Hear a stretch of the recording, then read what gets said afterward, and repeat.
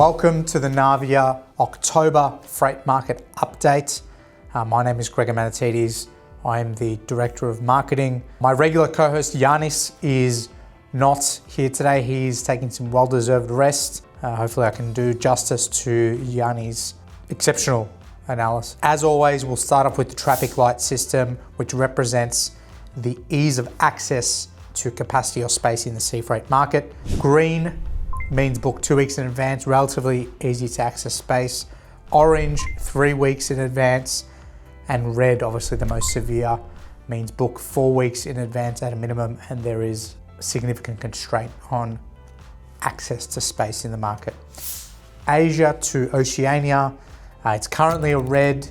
China is heavily congested at the moment, so this is being recorded on the 24th of September. We were already looking at a lot of blank sailings coming into and during Golden Week, which is in the first week of October. To compound that, Super Typhoon Ragasa is, as we speak, passing through the South China region. It's causing significant damage, obviously port closures, vessel delays, vessel rerouting, you name it, right? And that's compounding the existing congestion that was already in the region before that happened. So I would expect the congestion coming out of the North Asia region to be significant for quite some time. And I dare say that will have a flow-on ripple effect to not only the rest of Asia, but potentially throughout the world. So book well in advance, especially for China right now. In terms of China to the USA, we'll call this one an orange. There's still obviously significant congestion in the Chinese ports and Asian ports as a flow-on effect. However, slightly weaker demand in the USA, so there's probably a touch more access to space. Europe at the moment, there is some congestion. We're going to call that an orange for this month. However, again, not as significant as China. Book 3 weeks in advance. Peak is ramping up, so be sure to stay on top of that. The air freight market, I spoke to Alana, who is our Global Director of Air Freight, on this, and this is what she had to say. So Alana, tell us what's happening in the air freight market right now. Let's start off, we'll go capacity and then rates. Let's start off with capacity.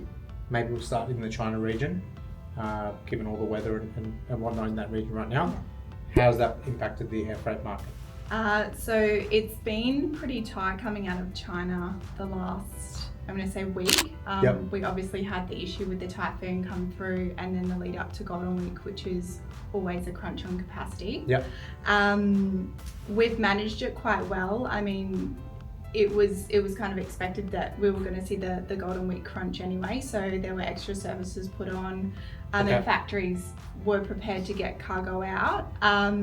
But then obviously having the typhoon on top of that has slowed things down, and I think we'll take a couple of weeks for that to clear. But all in all, pretty typical for this time of year.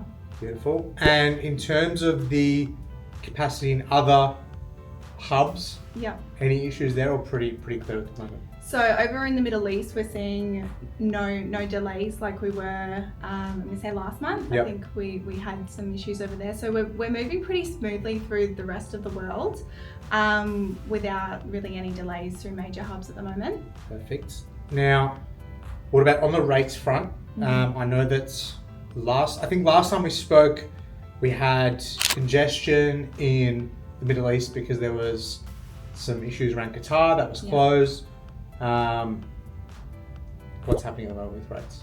So typically Golden Week we tend to see a spike. But the airlines have taken a bit of a different approach this year to what they traditionally do. So they've put on more services, and they've basically said, if you can give us certain dimensional cargo, we'll favour you with rates. So if you can load loose cartons instead of full pallets, that the rates tend to be better. So if you can be a little bit creative with your suppliers and how they're packing cargo, it really does help with rates and the airlines this year. So a bit of preparedness kind of helped helped this year. Instead of having that huge spike, they're a bit more prepared. Yeah, 100%. Especially with the Chinese carriers as well, that they seem to have favoured the Asia Pacific lanes. Yep. And also over to the US as well. We're seeing kind of the same trend with rates as well. Okay. Now, in terms of e-commerce, is something that we've spoken about a few times, taking up a lot of the space that is for other freight. Yeah. What's the trend on that lately? So we did have quite a bit of e-commerce backlogged because of the weather event. Yeah. They've taken it upon themselves to charter a lot of aircraft, which has taken the pressure off of kind of belly freight. Yeah, belly freight and the commercial services. Yeah. But one thing that has come into the market that typically does, with the launch of a new tech product. So we're fighting with Apple at the minute for space, and that happens every time they release a new product. So instead of e-commerce, it's tech. Apple now. It's tech this week. Fair enough. Well, thank you for that, Alana. Really appreciate your insights as always, and we will see you next month. Thank you, Alana. Our advice to supply chain managers. So over the next couple of weeks, we have Golden Week and a bunch of blank sailings. So make plans for peak season because it's already congested. The typhoon and impact of the typhoon, it's unforeseen how long they will last. So planning is going to be essential. That being said, on the rates front, we saw that rates into the USA slightly increased over the past month, but then dipped back again. And largely that's due to soft demand. There were a lot of blank sailings implemented, but even with those, they weren't able to prevent the rates sliding. On the Oceania front, Australia, New Zealand, again, FAK rates dipped as well, only slightly. The Golden Week closures and the impact of the typhoon soaked up a lot of capacity, but demand probably not as strong as what it could be.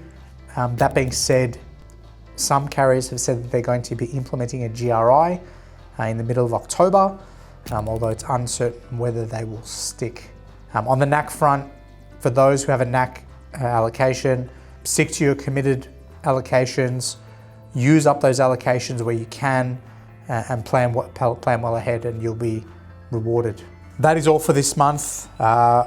Thank you, and we will see you again next month.